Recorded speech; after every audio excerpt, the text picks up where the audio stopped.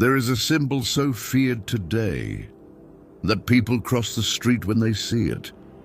Parents pull their children away from it.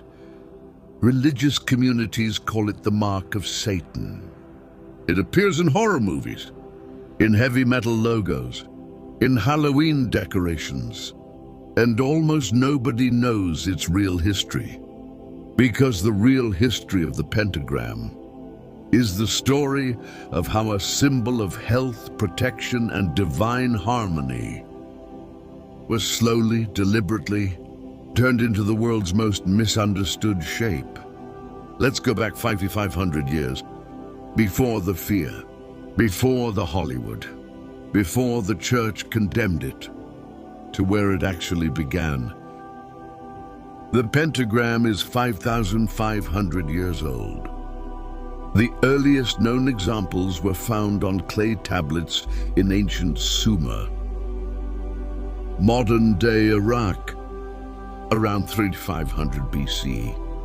And they weren't magical symbols at all. They were practical, used as markers for directions, for regions, for writing systems. A five-pointed star, drawn in one continuous line, practical, geometric, precise. Then something interesting happened. The Babylonians noticed something in the sky. The planet Venus traces a perfect pentagram pattern in the night sky over its 8-year cycle. A perfect five-pointed star, drawn by a planet in the heavens, repeating every 8 years. The Babylonians saw this and felt what anyone would feel when they discover something impossible in nature. And they began to associate the pentagram with Ishtar, their goddess of love and beauty. Not Satan, not evil, not death. Love, beauty, the divine feminine. That was the pentagram's second life. Then came the Greeks, and they found something even more astonishing. The pentagram contains the golden ratio. Inside every pentagram, if you measure the ratios of its lines, you find phi, when Dirk's 18, the divine proportion. The same ratio found in nautilus shells, in the spiral of galaxies, in the proportions of the human face, in the structure of DNA. The Pythagoreans were overwhelmed by this discovery.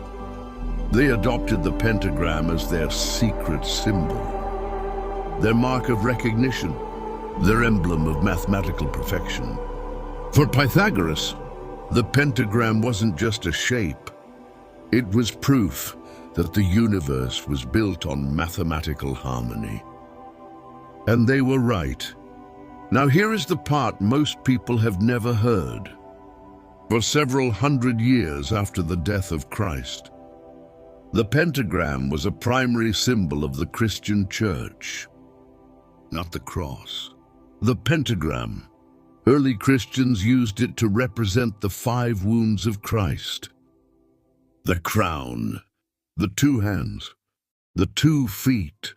They carved it into church doors to ward off evil spirits. Knights wore it on their shields as a mark of protection. It appeared in illuminated manuscripts, on medieval jewelry, on the walls of cathedrals. For centuries, the pentagram meant Christian, protected, holy. Then the Inquisition happened. The Inquisition was a period of violence and terror within the church. Anyone who didn't conform to official doctrine was hunted, prosecuted, executed. Pagan traditions were the primary target. Ancient practices that had existed for thousands of years before Christianity. And those pagan traditions used many ancient symbols, including the pentagram. So the church made a decision.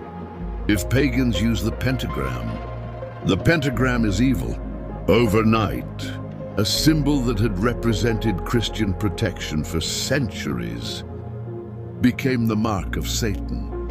Not because the symbol changed, Because the politics changed. And then, in 1966, Anton LaVey founded the Church of Satan and deliberately chose an inverted pentagram as the logo. That one decision confirmed the fear in the public mind forever. Hollywood did the rest. So what does the pentagram actually represent? 5 points, 5 elements: earth, air, fire, water, and spirit. The topmost point is spirit, elevated above the material elements, pointing upward toward the divine. When the pentagram points up, spirit is supreme over matter. This is the traditional meaning. When it's inverted, matter is supreme over spirit. That's the only difference between a protective symbol and the satanic version. Which direction it points? 5,000 years of history, reduced to which way is up. Let's go back to Venus for a moment, because this is the detail that will change how you look at the night sky forever. Every 8 years, Venus returns to the same position relative to Earth and the Sun. During those 8 years, if you plot the position of Venus in the sky at each of its 5 appearances as an evening star and connect the dots, you get a perfect pentagram, a perfect 5-pointed star, drawn by a planet in the actual sky, repeating every 8 years. For thousands of years, humans looked up and saw a planet drawing this shape in the heavens. No conspiracy, no secret society, no Hollywood, just a planet, following the laws of physics, drawing a 5-pointed star. And they asked, if nature itself draws this shape, what is it trying to tell us? Here is what 5,500 years of history actually says about the pentagram.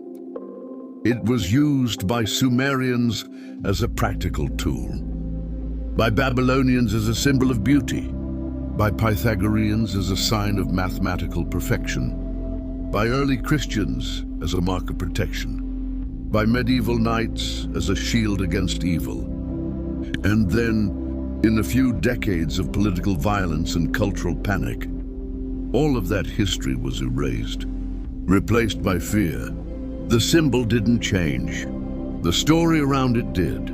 And if a symbol that ancient, that mathematically pure, that universally human, can be completely rewritten in the space of a generation, what else have you been told to fear that was actually trying to protect you? That question has another answer, and it involves a symbol that has been hidden in the architecture of the most powerful institutions in the world for over 500 years. Most people walk past it every day and never look up. That one is next.